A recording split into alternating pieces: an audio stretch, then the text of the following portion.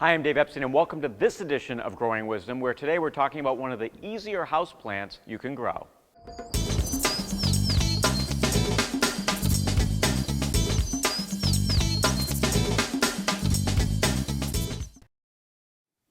So let's talk about Dracaena. There's lots of different Dracaenas out there. I'm going to talk about Fragrans and Marginata today.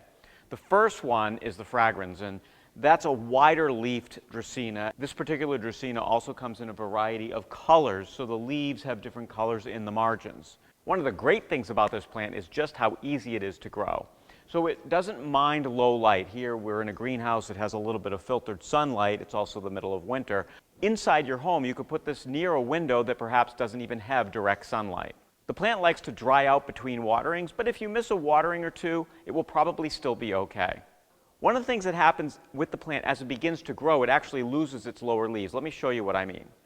So this particular Dracaena has this great yellow and green on the margins of the leaves, but notice the trunk here.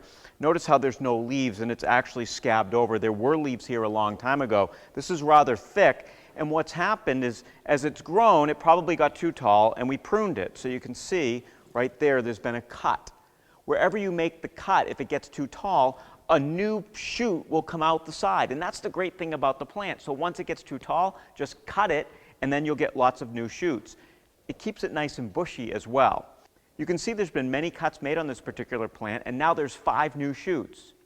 If you're going to make your cut on your Dracaena, do it in late winter or early spring. That's when the plant is really starting to rev up for a big growth spurt.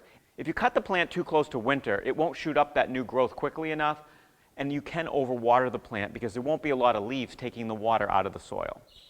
So a couple of varieties we'll talk about. There's one here called Dracaena Dragon. You can see the nice white margins in the leaf. We've got one other Dracaena with a name here called Lemon Lime, and you can see why it's called that. It's got the yellow and the dark green side by side. Rather interesting.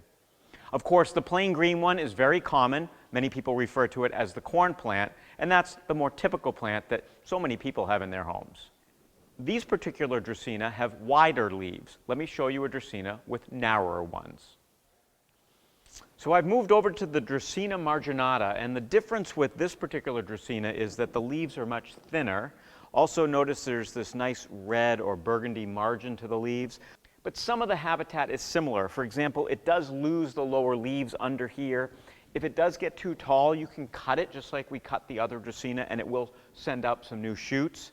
It's also a low-light plant. In other words, it doesn't need bright sunlight. As a matter of fact, it doesn't want bright sunlight. In the summer, I put mine outside on the northern side of the house, leave it outside all summer, and then slowly bring it back inside early in the fall. It's actually native to East Africa, so you get the idea this does not want to be somewhere where it gets very cold. This Dracaena, just another Dracaena in a very large family of plants, and also a great plant if you're looking for something very easy to care for and you don't have a lot of light. For Growing Wisdom, I'm Dave Epstein.